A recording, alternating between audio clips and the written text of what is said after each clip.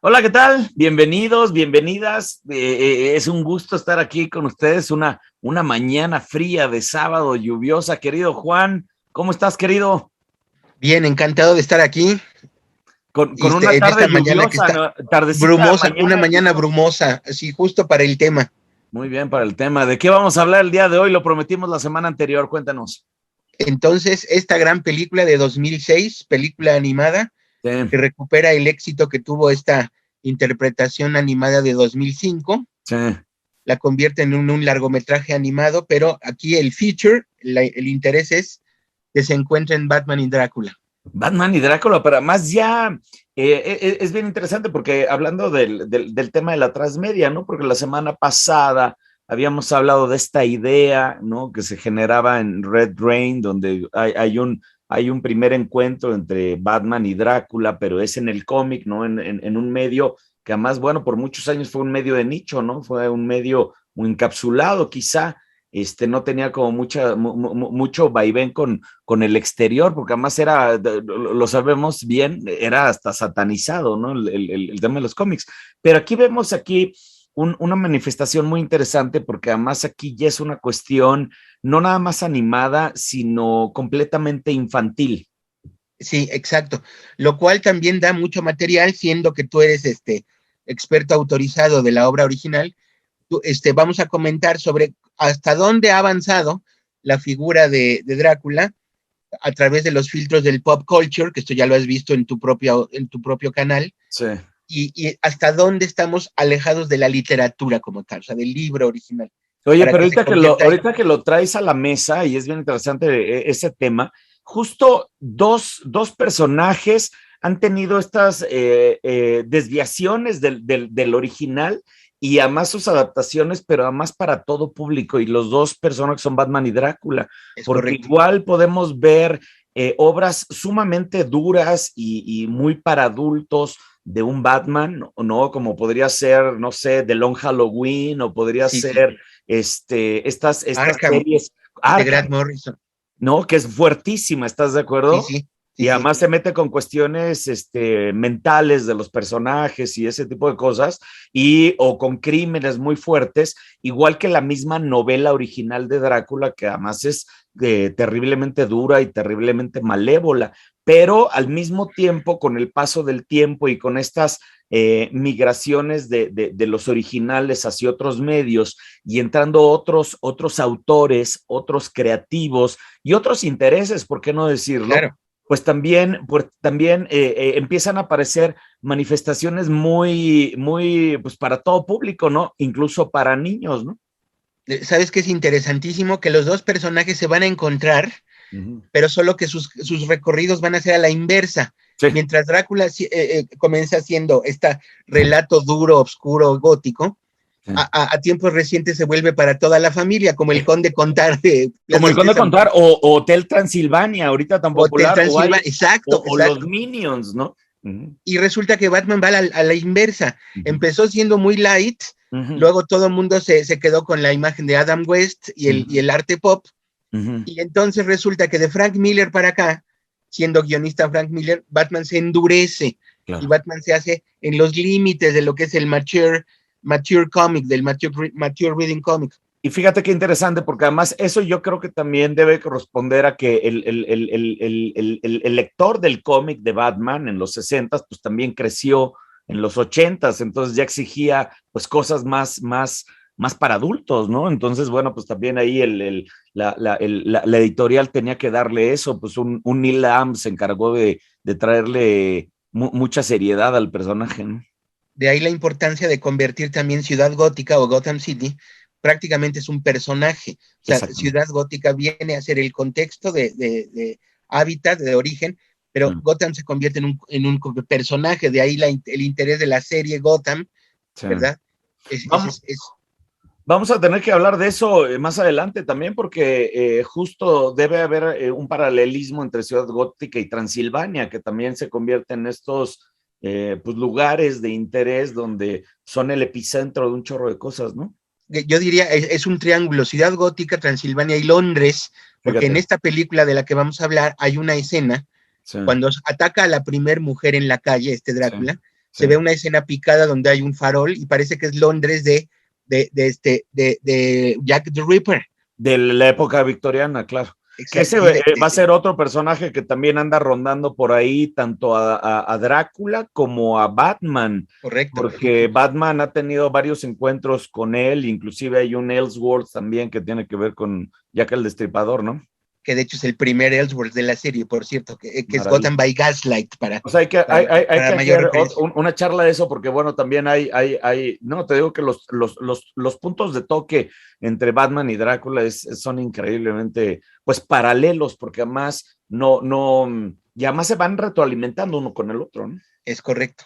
Muy bien, bueno, pues sin más, pues si les parece, déjenos su like, ¿no? Y si les está gustando nuestras charlas, pues continúen y suscríbanse, porque bueno, pues como ven, esto da para mucho, ¿no? Esto apenas está empezando. Entonces, bueno, vamos a empezar el día de hoy con una super charla que les preparamos, porque tiene que ver precisamente con esta serie animada de Batman, que ahorita nos hablará más Juan Carlos, pero precisamente aquí llama mucho la atención, ¿no? Que ya sea una cuestión en esta serie animada, pero como para chavitos, no sé, como de 12 años más o menos, ¿no? Entonces sigue siendo algo aterrador al mismo tiempo, lo que por cierto, nos debemos otra de Scooby-Doo, porque precisamente Scooby-Doo es los crossings. Exacto, estos crossings que empieza a apretar la tuerca para que los personajes se hagan caricaturizables y por lo tanto, pues infantiles, ¿no? Entonces, tiene una vibra un poco esta película de Scooby-Doo, porque sí hay momentos aterradores, pero pues no podemos dejar de pensar que es algo para niños. Y por el otro lado, bueno, pues todos los trazos, ¿no? Todo el arte, pues tiene sus inspiraciones evidentemente en la serie animada de 1992, ¿no? Por supuesto, pero también en cuestiones como mangas y animaciones japonesas, ¿no, querido Juan? Esto, exactamente, esta escena nos permite, este perfil de la capucha de Batman nos permite advertir que le pensaron muy bien estas personas para diferenciarlo de la serie animada de Fox, sí, de Fox Kids del 92. Sí. Lo que tenemos es convertir la capucha de Batman en una especie como de visor circular, como en un casco. Como un casco. Y a esto se le llama, en los 60 el Space Age, porque al mismo tiempo es un casco, que podría ser también un visor, no solamente una capucha de tela, ya es un visor. Sí. Los ojos alargados donde de repente parece un insecto, no un murciélago en su cabeza. Sí. El traje se le dio un tratamiento Silver Age, como conocen los expertos de DC. Sí. Se le regresa en la insignia del pecho el óvalo amarillo. El óvalo amarillo, que es tan característico de ese momento, ¿no? Sí, sí. El murciélago que trae en el pecho, por cierto, era el murciélago que se usaba en las ilustraciones y en la memorabilia pop de la época de Adam West. Ah, qué padre. O sea que hay un Space Age retro look, el de Batman, contando con la iconografía de la serie. Sí, me encanta. Space Age retro look. Space Age retro. Sí. 60 sería. Oye, le podemos poner también el animado también, porque bueno, fíjate, el tratamiento del back, ¿no? De todos los fondos, pues son muy de la serie animada del 92, ¿no? Que sobre todo pintaban sobre fondos negros más que pintar sobre blanco, y eso te genera una ambientación completamente distinta, ¿no? A pintar sobre papel blanco. Exacto. Oye, y aquí me llama mucho la atención el diseño de Drácula, porque además este es el Drácula de la portada, pero aquí, bueno, pues francamente vemos a un Drácula yo no sé si es como Sugar Daddy, porque trae aquí su batón como... Hay un satinado, el batón satinado. Su batón satinado, ¿no? Que parece... el Continental, este gran personaje de Christopher Walken, pero por el otro lado él está medio cadavérico, pero por el otro lado está francamente muy musculoso, ¿no? Entonces parece ahí medio Chayanne, el Continental y pues un Drácula muy particular, ¿no? Porque el marketing contemporáneo desde el 2000, en este siglo XXI ya hay una cosa muy curiosa, el marketing contemporáneo no termina de traer a los superhéroes y a los personajes de ficción, digamos, a la cuestión sórdida, medio erótica, medio porno, no los lleva, pero sí hay una especie de escarceo. Hay guiños. Un guiño, ¿verdad? Con ciertos elementos de lo privado, de lo sensual, de lo prohibido, si estás de acuerdo. Y bueno, la figura del vampiro, que además tanto se ha sensualizado, bueno, pues es evidente que este muchachón no lo dibujen así, ¿no? Sí, Pues muy bueno, sugar vamos a daddy, estoy de empezar con acuerdo. nuestra charla el día de hoy, hablando precisamente de la sensualización. Ya habíamos platicado en la charla anterior. Acuérdense que particularmente el vampiro original no es Drácula, sino, bueno, pues Drácula es un embudo de una serie de tradiciones y mitologías y folclores que se venían dando, y bueno, pues Bram Stoker lo retoma todo y los vierte en Drácula. Pero antes que Drácula, pues está esta maravilla que es Carmila, que es, bueno, pues yo, desde mi punto de vista, el origen de la sensualización y la sexualización de la figura vampírica, sobre todo porque además, pues ya lo habíamos platicado, es homoerótica, ¿no? Porque además esta es una cuestión homosexual, porque aquí tenemos a Carmila, que es la primera vampira lesbiana, ¿no? Y tiene actos lésbicos con esta chica que ella acosa. Creo que dije mal, porque en homosexual creo que se refiere más bien a términos masculinos, creo, Juan. Sí, y sí, homoerótico, sí, sí, sí, es correcto, sí. Ok. No, homosexual es correcto, lo que sí no es correcto, no es homoerótico, es homosexual, sí. Oh, claro, tienes toda la razón, perdón. Entonces, bueno, finalmente aquí tenemos a esta gran depredadora, ¿no? Entonces, la figura femenina siempre fue representada como esta figura del mal, muy ligada al sexo, mientras que el Drácula de Bram Stoker es una figura francamente detestable, ¿no? Y nada que ver con el romance ni con la sensualidad. Sin embargo, bueno, pues con el paso del tiempo y como ya lo vimos la charla anterior, ¿no? Esta figura se ha ido migrando a ser un predador sensual, Drácula, ¿no? Las chicas, ay, que me tome a mí, que me tome a mí, ¿no? Porque Correcto. bueno, pues es este acto de poder, ¿no? Y la otra pues se rinde a los brazos, que además, bueno, Francis Ford Coppola lo lleva al extremo en un acto pues francamente de salvajismo, animalismo y violación, ¿no? Porque aquí vemos a Drácula transformado en hombre lobo, que por cierto es la única vez que vemos en los medios al Drácula como lobo. Y esto creo que es muy atinado de Francis Ford Coppola, porque en la novela el vampiro es más lobo que vampiro, tiene Correcto. más guiños con el lobo que con el vampiro, aunque sí los tiene, pero en varias ocasiones se transforma en lobo él, como estos chamanes que se ponían, ¿no? Su piel encima y había una transformación.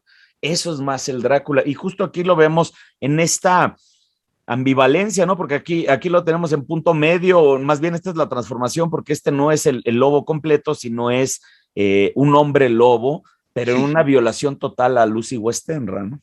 licántropo, técnicamente licántropo. Técnicamente licántropo, pero bueno, eso se queda en la conciencia de las personas y fíjate aquí, justo esto lo traes tú a la mesa, Juan. Que además es muy interesante porque en la serie animada sí fueron hasta las fuentes. Sí, El personaje femenino de la serie de esta película que estamos hablando animada sí, y que le va a producir todo este arrebato y deseo sí, de posesión a Drácula, se trata de el tercer personaje femenino en la historia de Batman que nos remonta a los 40. sí, La reportera Vicky Vale sí, originalmente es una pelirroja, sí, cosa que como tú sabes, Enrique, se olvidó sí. por la intervención de Kim Basinger De en la Kim película de Tim Basinger, sí, Burton. sí. Con ese casting de Tim Burton se olvidó que la Vicky Vale original del cómic es una pelirroja que además no es propiamente así como una femme fatal, Sí, pero resulta que Vicky Vale va a tener en esta película, va a tener dos momentos. El momento donde es muy seria, muy profesional con su chongo, y uh-huh. luego la vemos ya con el cabello lacio, mucho más en el sentido de la Más sensual, ¿no? seducción involuntaria, le llaman Mm, ello, una seducción involuntaria. claro.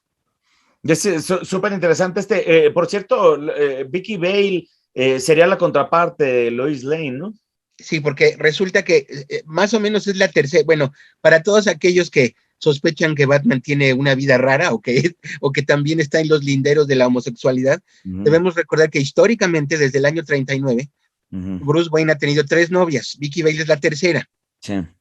Y propiamente es precisamente eso, historiadores lo han dicho, que en algún momento le sugirieron a los editores fabricarle una pareja que estuviera relacionada con el periodismo, o sea, inventarle una Lois Lane en el universo de Batman, sí. Pero es bien interesante porque además el tema de los pelirrojos, aquí lo vemos otra vez con Lucy Westenra, que además esta es la pelirroja de Francis Ford Coppola, porque en la novela no hay ninguna mención con que ella sea pelirroja. Sin embargo, el que sea pelirroja es bien importante para el tema de los vampiros, porque sí, tradicionalmente y sobre todo en el folclore, si tú eras pelirrojo, creías que la gente creía que eras hijos del diablo, entonces había esta tendencia a pensar que los pelirrojos al morir eran los que se transformaban en vampiros. Entonces, pues bueno, pues pobres pelirrojos, porque bueno, tradicionalmente siempre han estado vinculados con el tema del vampirismo, ¿no? Las hijas de Lilith, recordemos que Lilith también, hija del demonio o la mujer maldita como tal. Sí, la primigenia, ¿no? Aparte. La primigenia. Exacto. Sí. Y entonces, bueno, pues aquí vemos otra vez, justo como decías, muy profesional, enchongada, en su primer encuentro con Drácula. Nada más voy a comentar esto porque me dio mucha risa este subtítulo que dice "Estoy harto de comer", porque esta es una clara referencia a la película de 1931 de Bela Lugosi, donde dice "I never drink wine".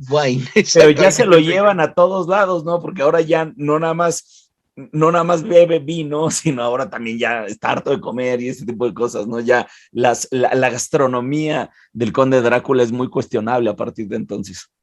Pero también hay rasgos en que tratan de humanizarlo o acercarlo a este universo transmedia. Eso es parte del propósito de estas charlas, también lo transmedia. Exactamente.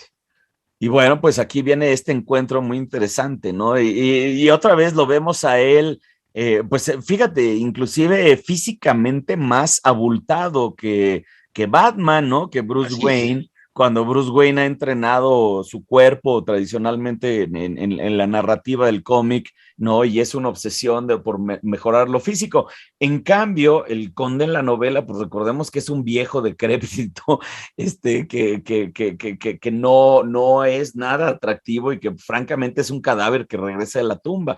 Es muy alto porque está inspirado en Henry Irving, este gran tirano del teatro del que ya habíamos platicado, pero era un tipo flaco, famélico y muy estirado, ¿no? Cosa que no lo vemos aquí reflejado en lo absoluto. Detalle interesante que en la narrativa, que por cierto no he mencionado, el autor original y el guión de esta película de la que estamos hablando es Duane Capizzi. Se toma una serie de libertades para sustituir ciertos personajes de la novela original, como la persona que abre el ataúd. En este caso, Capizzi decide que va a ser el Pingüino.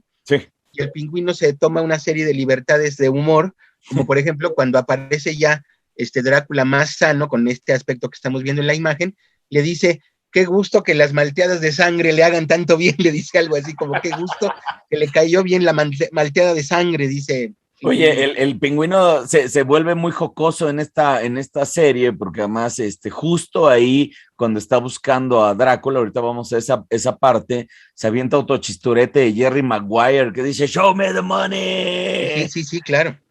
No, está muy simpático. Lo mezclaron, es una especie de Renfield, humorista también. Exacto, y es muy simpático porque, bueno, pues ahí está la parte humorística, ¿no? La caricaturización del terror también, ¿no? Porque el coqueteo de terror y comedia se viene dando desde Abbott y Costello contra Drácula, esa es la realidad, ¿no? Correcto. Y ese es bien padre, pero recordemos que Lucy Westenra, a diferencia de esta imagen que se tiene de esta vampiresa ultrasensual que quiere a todo mundo atacar, ¿no? En realidad es un depredador de niños, ¿no? Que además va y se los comen en el cementerio, o sea, no es nada glamoroso ese monstruo, pero en términos generales, el papel de Lucy en la novela, lejos de haber sido romanceada, lejos de haber sido seducida, ¿no? En realidad es poseída como Satanás, ¿no? Esta escena me gusta mucho de la película El Exorcista, porque a mí me remite mucho ese momento en donde Van Helsing y el doctor Seward pues están luchando por la vida de Lucy, porque por un lado el demonio, ¿no? Que es Drácula, se le está arrancando la vida, y por el otro lado ellos, que son la medicina, o en este caso los médicos brujos, ¿no? Están tratando de regresarla. Entonces, para mí el paralelismo que tiene Lucy Westenra va más con El Exorcista que con esta cuestión sensual de Francis Ford Coppola. Sí, y ahí está el señor Christopher Lee. Que esto va a ser bien importante porque, bueno, pues Christopher Lee también fue ese primer gran monstruo seductor, ¿no? Ahí es donde viene el vínculo, porque era muy gore, porque ya había el color en el cine, entonces particularmente la Hammer se encargó de hacer sus películas muy rojas, muy sangrientas, ¿no? Dándole una entrada grandísima al gore, pero por el otro lado a la hipersexualización, porque eran también los años 60. Entonces había una revolución sexual femenina y había una revolución sexual y sensual por todos lados, y entonces Drácula también se trepa a ese tren. Sin embargo, una de las cosas que trae ese Drácula es que lo matan y regresa una y otra vez de la tumba, una y otra vez. Y esto a mí es muy simpático porque además era una película tras otra. Christopher Lee hizo 7 películas de Drácula. Entonces, es buen dato ese. Una tras otra, pues era más creativa la manera en que tenía que regresar de la tumba.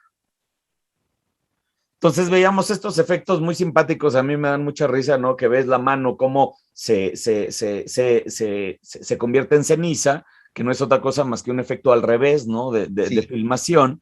Y eso fue algo que se institucionalizó en el cine de horror, sobre todo con personajes que tenían que regresar de la tumba. Eso se hizo muy evidente en esta película, justo cuando llega el pingüino, ¿no? Y se asoma a buscar el tesoro, y pues no hay tesoro, en realidad hay un esqueleto, justo como en todas las películas de la Hammer, ¿no? Que estaba el esqueleto de Drácula nada más, y que hace falta un detonador mágico para que regrese a la vida, a diferencia de la novela, porque en la novela, bueno, pues él nunca muere de verdad, y bueno, el final es muy debatible, pero más bien nunca regresa de la tumba, nunca vemos esta resurrección como la vemos en otros medios, pero esta me llama a mí mucho la atención porque esta imagen me gusta mucho, porque este es Jason Voorhees, y ahí vemos su máscara de hockey, ¿no? Porque justo Jason populariza esto mismo que empezó con Drácula, ¿no? Las maneras creativas de regresar a la tumba, porque precisamente son franquicias que han dejado pues tanto dinero en taquilla que los mismos estudios se han encargado de, oye, tráetelo otra vez de la tumba, oye, no es que ya está bien muerto, bueno, pues a ver cómo te lo traes, ¿no? A ver con qué artilugio mágico lo revives, pero lo revives, ¿no? Y eso es un poco lo que sucede aquí en esta peli, ¿no? Qué bueno que pusiste esta escena, porque entonces habría también aquí que mencionar que como guionista, Duane Capizzi tuvo además también la manera de respetar a los dos personajes que representan dos mundos en conflicto. Batman está parado en la ciencia, se enfrenta a un ser sobrenatural. Hay una parte en la película donde Bruce Wayne le dice a Alfred, el vampiro tiene un origen sobrenatural y no se atreve a opinar de él, pero dice, pero la sangre es un agente biológico y la sangre infectada podría curarse. O sea, la sangre está en medio de estos dos universos, es muy interesante. Que eso, y como acabas de decir, el toque mágico. Hay una premisa por ahí también que retoma Man-Bat, ¿no? Con el tema de la sangre infectada, ¿no? Así es, porque de la sangre es el agente para el fluido, claro. El fluido que proviene de la glándula del murciélago, exacto. Ahí está también. Man-Bat está implícito en esto, correcto. Bien, y luego, bueno, pues esa gota de sangre cae y le cae al corazón del cadáver, y eso hace que precisamente como Jason Voorhees o como Drácula de Christopher Lee, pues este cadáver de repente con una gota de sangre milagrosamente pues regrese a la tumba, ¿no? Efectivamente. Y entonces es bien interesante, aquí lo vemos en sus ojos, me llamó mucho la atención esto porque este es un mal acercamiento, ahorita lo van a ver mejor, pero la coloración es completamente azul, ¿no? Y esto, bueno, se lo están llevando lo están extrapolando porque, bueno, pues el personaje original con ojos rojos, el villano original con ojos rojos es Drácula, ¿no? Entonces, este es un dato muy interesante porque además lo hemos visto ya retomado, ¿no? Y es un arquetipo de muchos villanos el que utilizan los ojos rojos y aquí, sin embargo, aparecen con ojos azules, ¿no? Es exacto, que para mí es como llevarlo al universo del cyber, no sé si estés de acuerdo, es como coquetear con el universo del cyber. Que es un poco para la audiencia a la que va dirigida la película. Exacto, hay elementos que lo aterrizan en este universo ya de hipertecnología, de cyborgs. Claro. Exacto.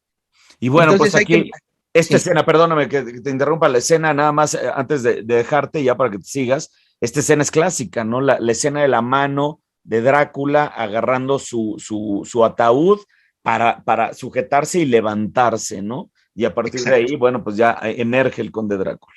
Y esto se ha replicado en series de televisión, en todas las versiones de Drácula, incluso la que es humorística de Mel Brooks, te acordarás del Drácula de Mel Brooks, incluso en eso.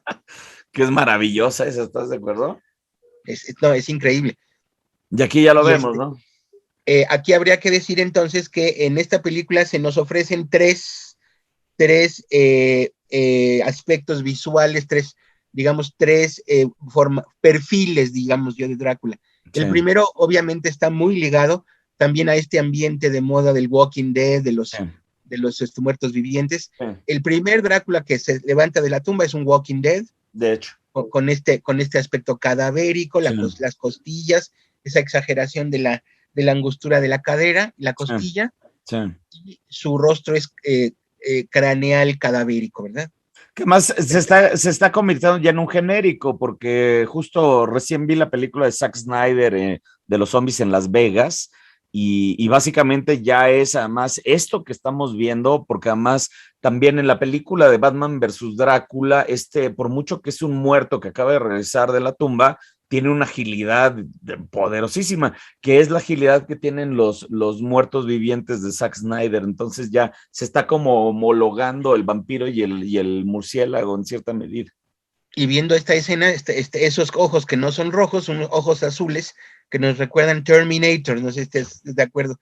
En realidad claro. Es como si el ser tuviera también una existencia también a partir de las máquinas, que eso es totalmente para aterrizarlo al público más joven.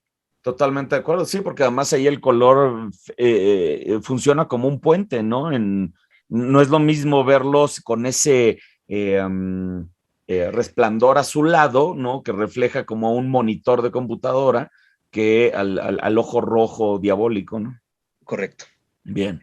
Y otra vez, ¿no? Aquí, este es bien interesante porque aquí lo vemos en acción, ¿no? Este cuerpo viviente, pero además lo vemos hasta animalista, ¿no? Hay algo de animalismo ahí, ¿no? Él se mueve de manera casi como una araña, lo cual, bueno, pues me parece muy interesante porque además sí hay un perfil de asociación de todo lo animal perverso, llámese lobos, llámense arañas, llámense murciélagos, con el conde Drácula, y el setting me parece muy adecuado, pues porque está precisamente en un cementerio muy gótico. Exacto, efectivamente, con su cruz celta, ahí está la cruz celta. ¿Sí? Exactamente, refleja a Hillgate, este cementerio donde está enterrada precisamente Lucy Westenra, que además es el único cementerio el que visitamos durante la novela. De alguna manera se establece una muy breve, tangencial, sí. que nos recordaría la relación con Renfield, no sé si estoy en un error. Sí. Pingüino se convierte, obviamente aquí no cabe, nada más lo recuerda como en un flashback, el viaje del Demeter, del barco. Sí. Pero el pingüino sería el sustituto de ese Renfield que lo va a llevar hasta la abadía de Carfax.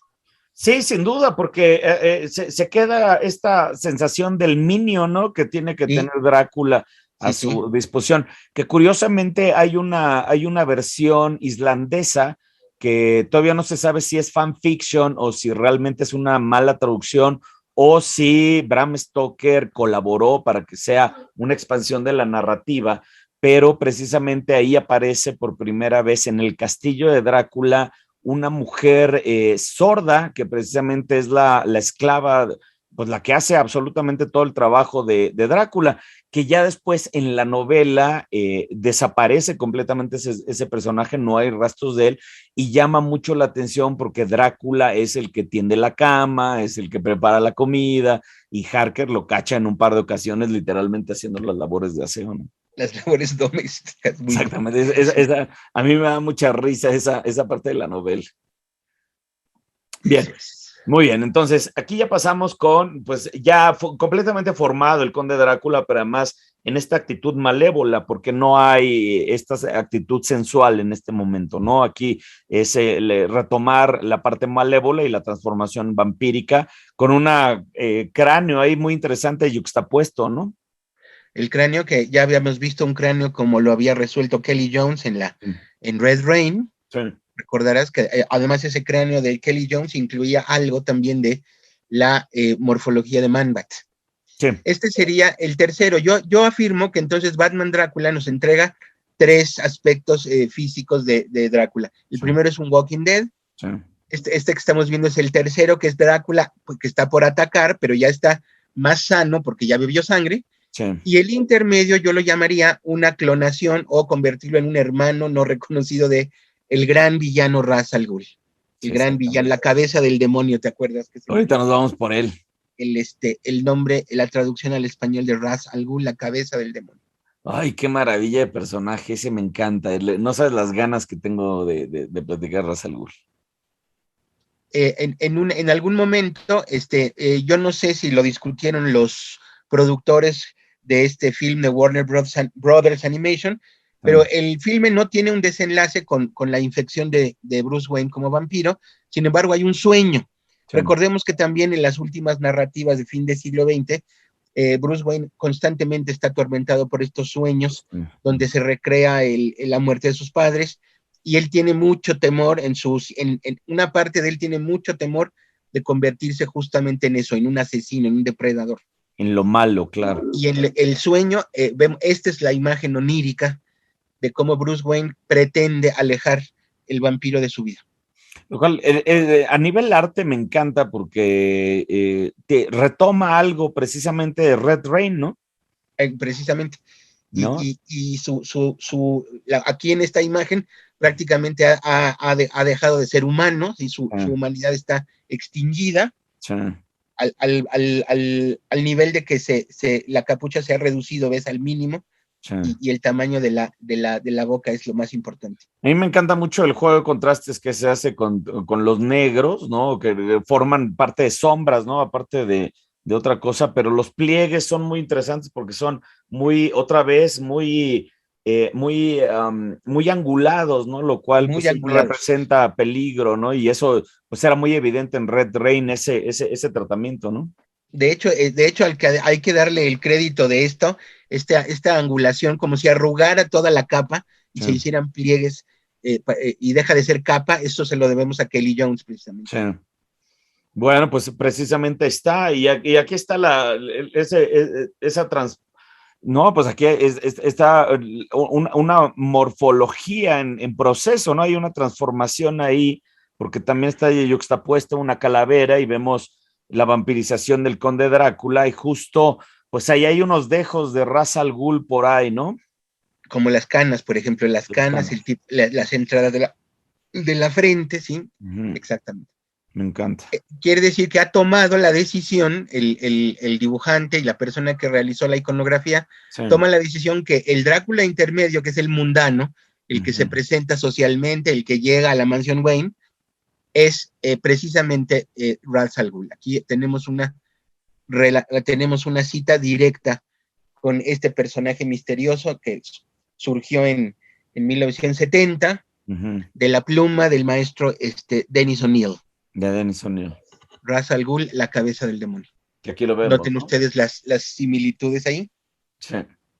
Que ojo, y esto es bien interesante porque además el que le da vida a Ra's al Ghul es Neil Adams también, ¿no? El que lo dibuja, ¿no? Correcto, el que es exacto. Él nace de la descripción que hace Denny O'Neil. Sí, Este ya está intervenido, por cierto. Fíjense cómo sí, este ya tiene, este es del siglo XXI. sí, Nótense cómo regresa a las cejas de Drácula, curiosamente. sí, Hay una declaración muy curiosa de Dennis O'Neil, la primera entrevista donde habla de Ra's al Ghul, le preguntaron que qué rasgos misteriosos quería hacer del personaje, sí, y él dijo que quería mostrar un rostro que nunca se hubiera visto, claro. y que lo que a él le parecía que era muy perturbador era quitarle las cejas. Ahorita vamos a ver El el primer original, dibujo de claro. Neil Adams, que no tiene cejas, Sí, y eso enfatiza algo así como el cráneo, sobre todo la parte frontal del cráneo. claro. Ahí lo pueden ver. Esas son cejas de Drácula. Sí, Eventualmente, en las últimas representaciones de Ra's al Ghul en los cómics, hoy en día, siglo XXI, es esto. sí, Se le regresaron las cejas como las cejas vampíricas, por cierto. sí. O sea que ya hay un intercambio entre los dos personajes. Que Ra's al Ghul tiene que ser nuestra siguiente cita para hablar de genealogía, porque a mí me parece que dentro de los personajes de cómic, tanto Ra's al Ghul como el Doctor Strange Sí, son dos personajes íntimamente relacionados con Drácula. han sido gestados a partir de Drácula, eso es correcto. Y es que además lo vemos en sus rasgos físicos, ¿no? Esta imagen es increíble. Aquí es donde dices de las cejas, ¿no? Bien, esta es maravillosa. Haz de cuenta, si Ra's al Ghul formara parte de una especie de iconografía así como religiosa, Sí, este sería como la del altar, haz de cuenta. sí, claro. Este es el dibujo más importante que realizó Neil Adams, Ujú, porque además en este cómic, por cierto, él está en un campamento en el desierto, ujú. él está seguro que ha vencido a Batman y Batman casi que regresa de la tumba. Fíjense, aquí volvemos a la cuestión de regresar de la muerte, porque Claro. Talia le ayuda a Bruce Wayne, le da un antídoto contra un veneno Ujú. y Bruce Wayne regresa de la tumba. Entonces, pero este rostro, que de hecho es el primer rostro donde frontalmente Ra's al Ghul se presenta como una persona que quiere cambiar el mundo, solo que él tiene el poder y lo perfila Denny O'Neil como un ecoterrorista.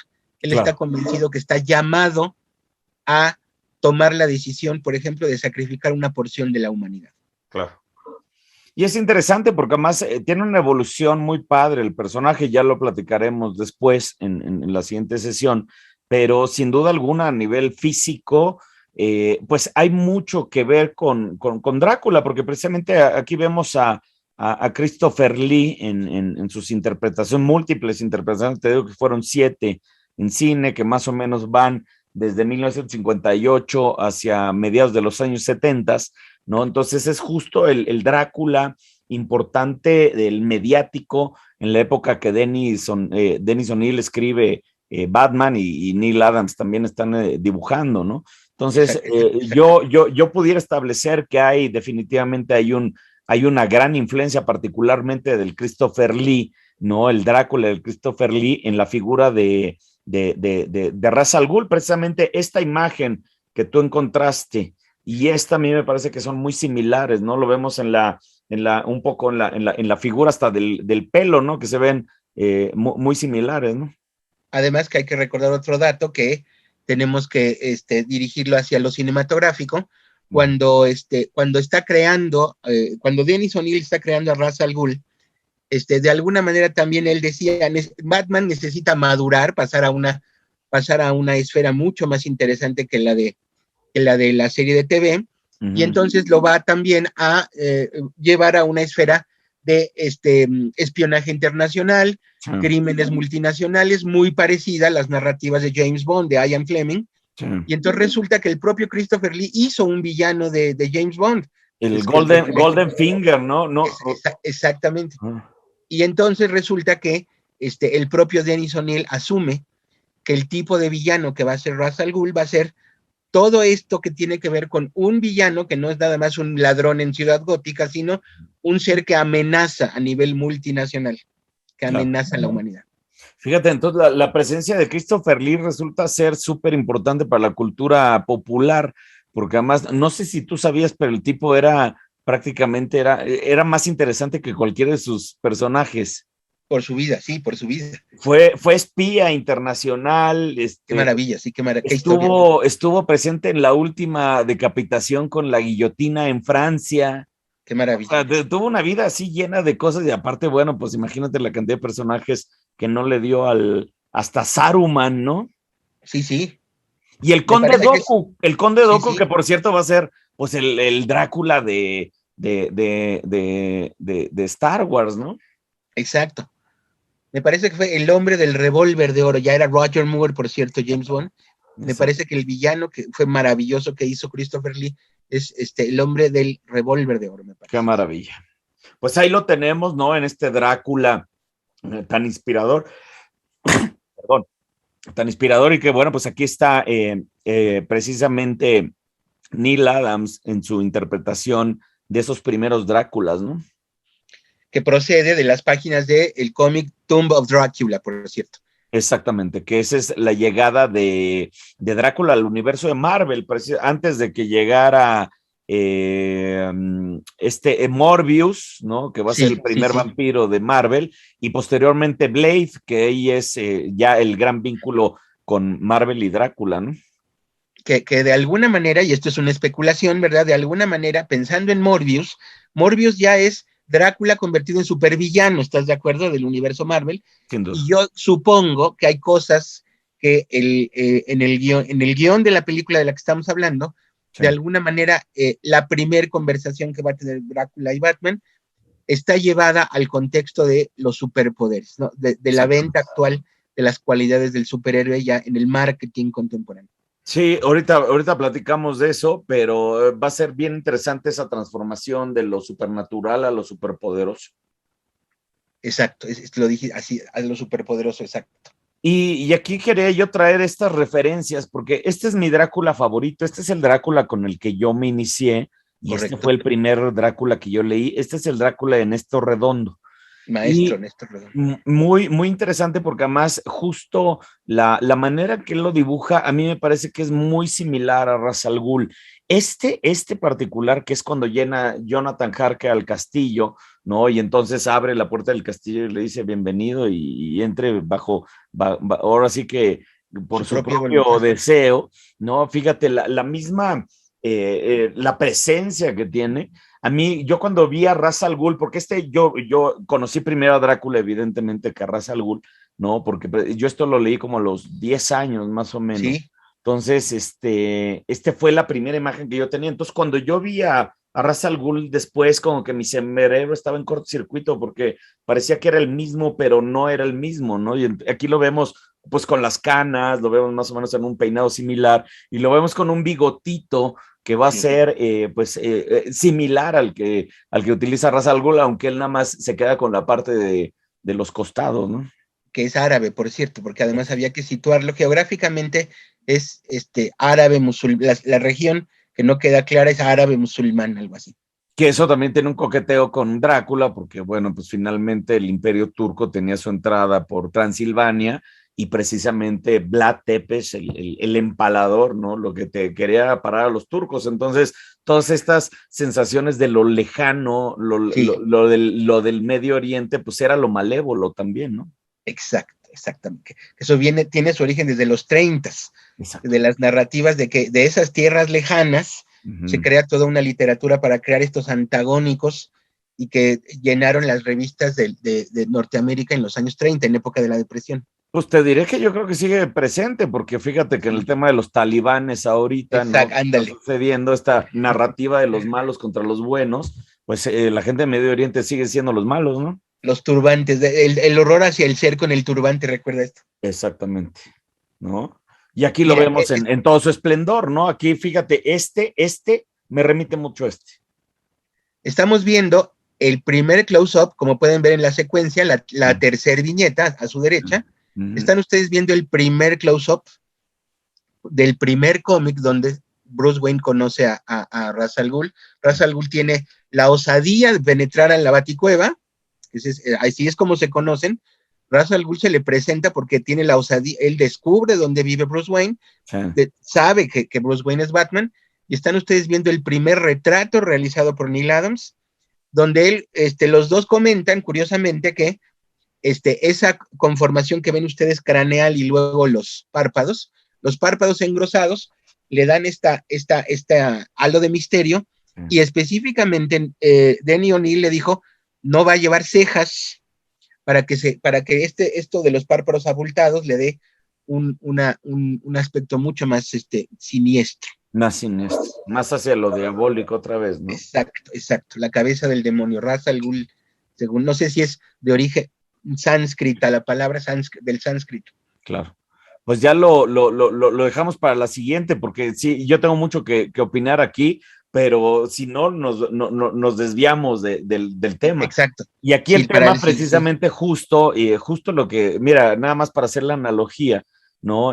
Vemos aquí Ra's al Ghul con la capa, ¿no? Y lo que es muy característico de Drácula es este famoso cuellito parado, ¿no? Del cual ya habíamos hablado, pues viene del teatro, y más bien venía de un efecto especial que le colgaban aquí unos hilitos y que salía disparada la capa, ¿no? Cuando el vampiro salía por la trampa del vampiro, precisamente en el escenario, la capa salía volando y esa era la transformación a vampiro. Pero justo aquí ya es retomada como un elemento visual de los villanos, ¿no? La capa puntiaguda es de villano, ¿no? Exactamente, sí. O la famosa capa, aquí la vemos, ¿no? Aquí está, precisamente el cuellito. Regresando a la película, que es el tema de hoy, resulta que en el primer encuentro de este nuevo Drácula 2006, película animada, Drácula, antes de entrar propiamente en un combate físico, Drácula le dice a Batman, hay dos frases que son sensacionales. Uno, él se presenta ante Batman y dice, entonces las leyendas son ciertas, existía un vampiro en Ciudad Gótica. Él había oído hablar de un vampiro en Ciudad Gótica. O sea, él le otorga el término de vampiro, eso es interesante para el crossover. Bien. Le otorga el título de vampiro. Y luego, algo así como el establecer que él va a decirle que su condición de vampiro es ventajosa, incluso lo invita. Aquí hay un paralelismo con Ra's al Ghul también. Ra's al Ghul, cuando se da cuenta que Batman es el mejor de sus adversarios, le dice, únete a mí. Claro. Dice, juntos podríamos cambiar el mundo, le dice Ra's al Ghul. Claro. Y Drácula le dice, únete a mis hermanos de la noche. Claro. Como una invitación, ¿no? Y entonces, a eso es a lo que yo te iba a preguntar. ¿Tú cómo ves que ahora, tú como experto de la fuente literaria original, cómo ves que ahora para las nuevas generaciones se trata de vender las virtudes vampíricas como en una especie de paquete de superpoderes, ahora que hay tanto superhéroe por todos lados, juegos de video, realidad virtual, ya ves, es un paquete de superpoderes. Es un paquete de superpoderes y tienes toda la razón, porque además una de las cosas que a mí más me llamaron del Drácula original de la novela eran precisamente sus poderes, porque la noche del 2 de octubre está una reunión con Van Helsing y todos los cazadores, está Jonathan Harker, está Mina Murray, está el Dr. Seward, está Quincy Morris y Arthur Holmwood, y se reúnen precisamente porque ya van, después de que matan a Lucy, ¿no? Entonces ahora ya es algo personal, entonces ahora sí ya se deciden a ir a cazar a Drácula, y entonces ahí Van Helsing, ¿no? Que es la fuente de conocimiento, ¿no? Les dice absolutamente todo lo que es Drácula, entonces ahí empiezan a decir una ABC de todos los poderes de Drácula, entonces dice que tiene capacidad para transformarse en neblina, tiene capacidad para transformarse en animales, ¿no? Que controla las ratas, que controla los insectos, ¿no? Que controla los lobos, que él mismo se puede transformar en lobo, que él mismo se puede transformar en vampiro, que él tiene esta cuestión del mesmerismo, ¿no? Que además era una pseudociencia muy importante en ese entonces, ¿no? Porque esto de manipular a las personas a través del hipnotismo, pues eran cosas muy novedosas. Entonces, francamente, Van Helsing da ahí un listado que después va a ser retomado por un chorro de superhéroes a nivel poderes, pues la misma Storm de los X-Men, pues tiene los poderes de Drácula, para ser franco, ¿no? Y hay muchos superpoderosos ahora, pues que ostentan los poderes originales de Drácula. Entonces yo más bien me cuestionaría si no deberíamos de meter a Drácula entre los superhéroes, o no preguntarnos, no, esta validez de, como dices, no, a partir del marketing, de hacer algo que antes era sobrenatural y propio del diablo, ¿no? Como Sí. algo, hoy algo, pues además que la gente pues desea tener, ¿no? El superpoder, ¿no? Es lo que hace que el ser humano sea pues algo diferente, ¿no? Y por eso es que es interesante como intermedio entre este Drácula con la capa legendaria y el superhéroe, Sí, se perfila algo que en la época en que nadie se le había ocurrido, por eso Morbius es tan interesante. sí. Marvel crea a Morbius y se enfrenta a Spider-Man, y lo interesante es que es una de las pocas narrativas donde Spider-Man es arrastrado a lo sobrenatural. Uh-huh. No sé si recuerdes que a partir del encuentro de Morbius le salen tres brazos, le salen cuatro brazos más. Sí, Entonces, pero Morbius tiene un traje de supervillano, es un traje pegado, sí. como los trajes de licra que usan Sí. ahora en las películas Pero de igual con superhéroes. cuellito. Sí, sí, tal cual, el cuellito ahí está, exacto. Digamos que no tiene capa. Sí, no tiene capa. Que por cierto, ahí el origen de eso tiene que ver con el maestro Gil Kane, el dibujante. Sí, Gil Kane, no sé si tú sabías, Gil Kane, el gran dibujante, sí. que hizo muchos años a Spider-Man, Uh-huh. decía que no le gustaba dibujar a Batman porque no le gustaba hacer superhéroes con capa. Fíjate, eso era una opinión de gusto del maestro Gil Kane. Sí. Y es interesante, ¿no? Porque además justo, sí hay un coqueteo muy importante entre los superhéroes y Batman. Lo vemos no nada más aquí con Batman Drácula, que además pues son los personajes que más afinidad tienen, ¿no? Pero además justo en una serie de manifestaciones. Aquí me llama la atención de esta imagen, cómo Drácula viene francamente caminando, muy quitado de la pena, bajando como lo que parecía como un castillo, porque bueno, si bien es como una Sí, chimenea, pero en simula como la perspectiva, sí, torre medieval, ¿no? sí. Al final del día, pero justo eso me remite a este pasaje de la novela donde Drácula sale de la torre del castillo, de la ventana del torre del castillo, y empieza a deslizarse, dice Stoker, como un lagarto por la pared hacia abajo, ¿no? Entonces, esa representación es muy interesante porque Francis Ford Coppola creo que hace algo muy interesante porque sí, hay algo como de lagarto en su Drácula que viene bajando por ahí, medio raro, pero bueno, interesante. Pero aquí, francamente, pues él viene caminando muy quitado de la pena, ¿no? Como si estuviera pegado, como estos que les ponías un poquito de Exacto, babita, ¿no? con ventosa, Con con sistema de ventosa. ventosa. Muy bien. Pues sí, pues son precisamente se llama transposición mediática, ¿no? Ya Sí, en término muy académico, ¿no? Esto cuando una narrativa brinca de un medio a otro, tiene que agarrar cosas de ese nuevo medio, o sea, porque no es lo mismo dibujar un cómic que dibujar una animación. Entonces, correcto. forzosamente a la hora que entra el nuevo medio, pues tiene que adquirir cosas de ese medio, más lo que el autor, el creativo, el dibujante, pues le pongan de por medio. Entonces, esas cosas que van agarrando, ¿no? Ya son transposiciones mediáticas, ¿no? Y ahora sí que es como un quitapón y se va armando un nuevo ser, ¿no? Así es, exactamente. Y bueno, pues hasta aquí llegamos con esta super charla. Échanos el cierre, querido Juan. Sí, sí, antes de terminar con esto, sí quisiera retomar una cosa muy interesante que se da en el primer diálogo, antes del combate, cuando Uh-huh. se conocen el Drácula, que tiene un aspecto de Ra's al Ghul, Sí, conoce a Bruce Wayne, sí, primero conoce a Bruce Wayne antes de conocer a Batman, sí, y le dice algo que es sensacional, porque la intención del guionista, que a mí se me hace muy interesante, es como tratar de establecer también que hay un parentesco entre Batman y Drácula, sí, y Batman es como el abuelo, Drácula es como el abuelo, el que gesta. sí, Y hay una frase que me encanta, que es con la que quiero terminar. Drácula en su cara le dice a Bruce Wayne, se sabe de muchos seres en sociedades modernas y antiguas, de personas que durante la noche asumen el rol de murciélago para aterrorizar a la sociedad, más en el día andan entre la gente común y de manera normal. Así se lo dice en su cara. claro. Y de alguna manera, lo que me gusta también, a pesar de que es un producto de consumo inmediato Sí, y dirigido prácticamente a adolescentes y niños, sí, me gusta que en esa parte el guionista lo que hace es también respetar lo que sería una especie como de background legendario, literario y también de conocimiento antropológico del propio Drácula, como si Drácula es un sabio, a pesar de que está del lado de lo maligno, Drácula es un sabio, y existen asuntos que tienen que ver con costumbres legendarias, como que un ser humano se ponga una piel de animal, como ya habías mencionado, el chamanismo, ¿sí?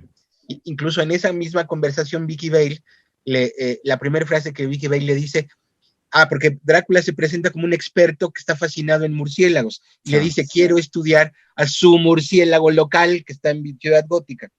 Y Vicky Vale, para no ponerla como una tonta, le dice, yo sé que usted es experto, yo sé que usted sabe de los vampiros de Budapest. Esa es la parte, digamos, interesante en términos de respeto a los antecedentes literarios de la película, está ahí en el primer diálogo entre el Drácula con un aspecto de Ra's al Ghul y dialoga con Vicky Vale y con Bruce Wayne. Que además, por cierto, la ciudad de Budapest es interesante que lo menciones porque además es la primera ciudad que es mencionada por Jonathan Harker en el libro. Justo él está viajando de Londres a Transilvania y hace una referencia a Budapest, precisamente esta famosa ciudad que ahorita se ha hecho tan popular por las películas de Marvel y el chiste, pero bueno, precisamente es eso, ¿no? Era una capital muy importante en estas cuestiones, ¿no? Es correcto.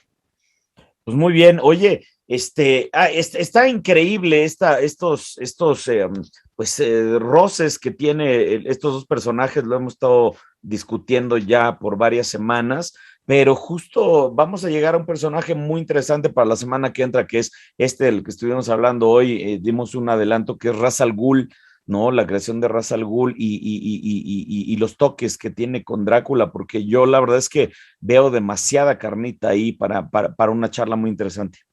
Sí, que por cierto, 20 años después, bueno, casi 20 años después, el propio Denny O'Neil, no sé si por voluntad propia o se lo pidieron los editores de DC, escribió El misterio del origen y la biografía de Ra's al Ghul, datos que te voy a traer la próxima ocasión. Me encanta. Vamos a ver si retoma algo del original o hay desviaciones, porque bueno, pues claramente el personaje, como todos los personajes, pues una vez que están en los medios tienden a evolucionar, ¿no?